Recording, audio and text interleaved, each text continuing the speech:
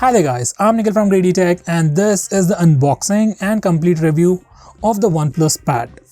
So here's the box. So first let's look at the pricing. This new OnePlus Pad is priced at 38,000 rupees for the base variant. It comes with 8GB of RAM and 128GB of storage. Next variant is priced at 40,000 rupees. That's just 2,000 rupees more for 12GB of RAM and 256GB of storage. It's available only in one color. It's called the Halo Green. We have the Halo Green color in the 8GB variant. My recommendation, get the 256GB variant if you're getting it, because it's definitely worth that extra 2,000 rupees. So without further delays, let's have a quick unboxing. So here's the box. We have a brand new packaging, I would say. We have a quick preview of how the tablet looks like, along with the branding and the tablet's name, OnePlus Pad. On the back side, we have some features, pricing information, and so on. Let me just unbox it. First, there's the OnePlus Pad, followed by a small envelope, a 100-watt Superbook charger, and a USB Type-C cable. Inside the envelope, we get just some documentation. Now, let me just remove the cover on the tablet and the sticker. Now, this is how the tablet looks on the back, and this is how the tablet looks on the front. Now, first, let's have a physical overview.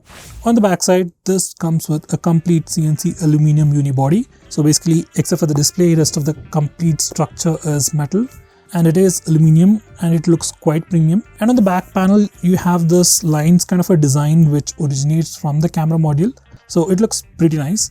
It is slippery, it attracts fingerprints as well. It definitely has a nice bit of weight to it. Now at the top, we got the circular camera module with just a single 13-megapixel camera with electronic image stabilization.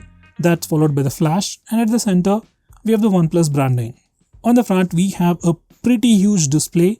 It comes with a 11.61-inch IPS display with 2K resolution. That's 2800 by 2000 resolution with 7:5 aspect ratio and a peak brightness of 500 nits. It also comes with 144Hz screen refresh rate and has 88% screen to body ratio. As you can see, the bezels are quite thick, I would say. And you also get the front-facing camera on the bezel itself, so there's no extra notch. You get an 8-megapixel front-facing camera with EIS. Basically, there is no OIS. Now for the sides, on the right side, we get the volume buttons along with a secondary mic. And in fact, this particular side is completely flat. Now this is the place where you charge your pen as well. As for the rest of the sides, they are pretty curved. Now on the top, we got the speakers that says Dolby Atmos along with the power button. Now this power button's position is exactly like an iPad, and that's specifically when you hold the tablet as if you're holding an iPad. So there is a bit of copying going on there. Anyway, on the left side there's the magnets for the magnetic keyboard, and finally at the bottom we got the speakers, USB Type-C charging port, and the primary mic, or should I call it secondary. Anyway, there's the mic. Now this tablet has a thickness of 6.5 mm and weighs about 584 grams. Initial impressions, tablet definitely feels pretty sleek and has a bit of weight to it. Like right out of the box, it doesn't feel all that heavy, but at the same time, it has a nice bit of weight to it. Like I'll give you an example. I have another Realme tablet right over here. This feels quite fragile, I would say. It's not super lightweight, but when you compare it with an OnePlus Pad, this feels super light and this has a really nice weight to it. Like you have to experience it in hand to see how hefty it is, but not heavy at the same time. Anyway, going on with the specs, this tablet is powered by a MediaTek Dimensity 9000 processor with Mali G710 MC10 GPU. It comes with up to 12GB of LPDDR5 RAM and up to 256GB of UFS 3.1 storage. These are the benchmark scores. In the battery department, this tablet comes with a 9510 mAh battery, comes with a 100-watt Superbook charger inside the box, but only supports 67-watt Superbook charging. Like, that's it. In terms of connectivity, there is no SIM option, but you do get Wi-Fi 6 and Bluetooth version 5.3. In the hardware department, you have all the sensors, but there's no fingerprint scanner. But we do have the face unlock feature, which I'll show you the preview later. Now this is how the tablet looks once we turn it on and set it up. This is a home screen, app drawer. There isn't any bloatware. Now here's the notification panel, and here's the settings page. This tablet is running OxygenOS 13.1 based on Android 13 and which is also based on ColorOS from Oppo and Realme phones, and as of now it has a 5th July security patch. This tablet will get 3 years of software updates and 4 years of security updates, which is pretty good. Now, as for the storage information, we get about 104 gigabytes of space right out of the box and about 2.96 gigabytes of RAM free out of the box. Now, this is a camera interface. Looks pretty simple. There's just a single camera on the back and a single camera on the front. Now, let's start the review with the design and build. Now, when it comes to the overall design and build of this tablet, I'll say it's pretty rock solid and it doesn't actually look like an Android tablet. Like, it resembles an iPad in many ways. The first and foremost are the power and volume buttons, their positioning. Maybe this is the best position, I don't know, but it does resemble an iPad a lot. Like, Samsung could have done the same thing if it felt it was ergonomic, but they didn't. Anyway, the power button is on the top and the volume buttons are on the sides. They are clickable, they are sufficiently elevated, and the entire body is unibody metal design. It feels rock solid, and as I've already told you about the weight, it's about a half kilogram, 584 grams to be specific, and it has a nice bit of weight to it. It's also slightly slippery, like it can easily slide out of your hands and drop if you are not using it carefully. So I would definitely recommend you to use a case with it. One thing I liked and disliked about this tablet is the camera. Obviously, it looks pretty cool and all, but if you are planning to use this tablet in portrait orientation, you end up touching the camera a lot. Maybe you might not be using the camera a lot, but it's a bit of an inconvenience. Like, you should have gone with a simple position like that. Like iPad does it, Samsung does it, everyone does it. Anyway, jokes apart, build quality is really top notch. There really isn't anything too much to complain about, except for this positioning, which could have been better. Now, in the hardware department, we have all the basic sensors. You have already seen the list, but fingerprint scanner is missing, but we do get face unlock feature, which also works pretty well. Here's a quick preview. I won't say it's super fast, but it's pretty usable. By the way, folio case from OnePlus costs about 1500 rupees, and I would definitely recommend you to get that one for the OnePlus. It's super slippery. Now, coming to the display department, the display is pretty huge. It's super bright for indoor lighting conditions, I would say, and you can watch great content in it. It also has Dolby Vision, but doesn't support Netflix as of now. But still, watching videos on Prime Video or YouTube really feels pretty good. If you're someone who watches a lot of videos and movies on your tablet, then it's definitely going to satisfy you. While you're on it, let's talk about audio as well. There's no audio jack, but we do get quad speakers and they sound amazing.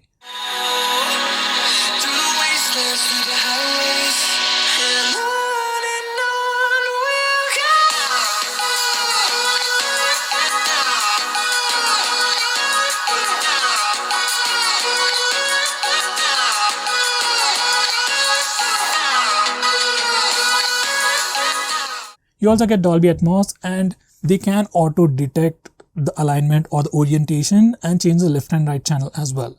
Like, if you're using the tablet in the landscape mode and watching a video, you get the left channel on the left side and right channel on the here. If you're watching videos in the portrait orientation, you get left channels at top and bottom left side, and you get the right channel on the top and bottom of the right side, which gives you a pretty good experience. So audio quality is also top notch, no complaints there whatsoever. Display, I wish it could have been AMOLED display, but still they used a pretty good IPS display as well. Sunlight legibility outdoor is also pretty decent, but I wouldn't use it outdoors. Now, coming to performance, it comes with the Dimensity 9000 processor, which is the last year's flagship processor from GreedyTech, and it does deliver. It offers great performance. For normal usage, you obviously won't notice any kind of lag. OS has been pretty well optimized, and for games like PUBG, you can play them at higher graphics settings. For example, BGMI, we can play at Ultra HD graphics settings with ultra high frame rate. In fact, I played the game for 15 minutes and the maximum temperature was about 36 or 37 degrees. In my heat test, where I take pictures continuously using both the front and rear cameras for 3 minutes, maximum temperature was about 42 or 43 degrees. Even then, tablet got slightly warm, that's it, no major issues. By the way, for the 15 minutes of gameplay, tablet consumed just about 3% of battery life, which is pretty good. Overall, performance offered by the tablet is really good. It is the best in this price segment. That is, if you ignore the Apple's iPads, iPad mini. Anyway, if you're looking for an Android tablet, it does offer great performance. Now, coming to the camera department, usually you don't take a lot of photos with a tablet, so it does a pretty decent job.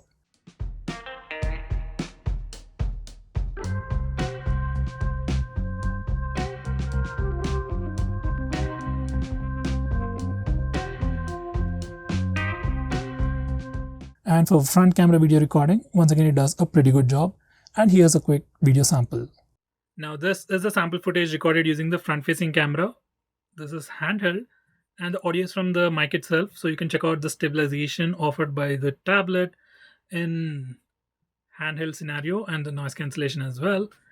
And now I've just placed it on a tablet stand. So this is how it looks. It's pretty wide, I would say. It's gonna be great for video calls. And that's it. Okay, it seems I have zoomed in a bit or no. Okay, now it is 0.8. For a tablet, cameras are really not my priority, and still OnePlus Pad does a decent job.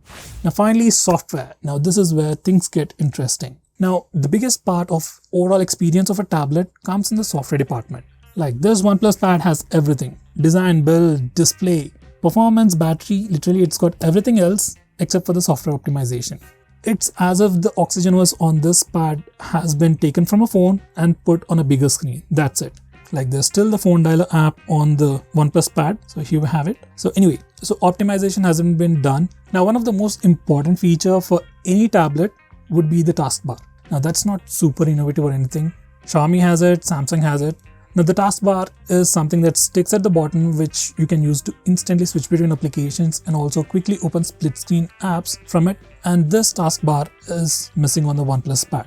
It's just a software feature and can be added later, but at least as of now, still July 2023, we don't have a taskbar. Now that's the only kind of inconvenience I would say. Besides that, we do have the sidebar and we can open floating windows on the screen as well, so you can run multiple applications at the same time. It helps you with productivity as well, but that intuitive feeling of switching between apps is just not there yet. It's not a big deal, but that's like the huge sinkhole over there. Like if you go with the iPads, you have a lot of cool gestures and multi-screen options as well. You get similar stuff with the Xiaomi Pad and with the Samsung tablets. So even though it's just a small feature, it adds a lot of weightage. So overall, in the software department, it has good optimization and stuff, but not everything is made for the tablet, and you'll be missing out slightly on the multitasking experience. If you're someone who is not looking for productivity, you don't switch a lot of applications, you just want to watch videos, play games on a tablet, then there's no problem at all. Now finally, coming to the battery department, battery life on this tablet is pretty great. If you're someone who just watches videos and plays some games, you can easily get 6 to 7 hours of screen on time. Well, obviously it comes with a bigger battery but also has a big ass display, so battery life isn't as great as an iPad. You get easily about 6 to 7 hours of screen on time and it's pretty great. And charging speeds are also pretty good. Now coming to the charging speeds, I got about 11% of charge in just 5 minutes, and it took me about 50 minutes for 70% of charge. It takes more than an hour to completely charge it from 0 to 100%. If you are worried about battery life in the long run, you also have something called voice charging, which can decrease the rate of fast charging to improve overall battery life. So once again, that's another good feature. So guys, to conclude, as of right now, OnePlus Pad is definitely one of the best tablets under 40,000 rupees. It offers great performance, great build quality, great charging speeds, bigger battery, and I would say it even offers a pretty good display as well. With that said, if you're not into gaming, you just use browsing and use some applications and just watch some videos on it, or you mainly use the tablet to watch videos a lot, then you can just go with the Xiaomi Pad 6, which has been recently launched. It comes with a Snapdragon 870 processor, which isn't as good as the OnePlus Pad, but still does a pretty good job.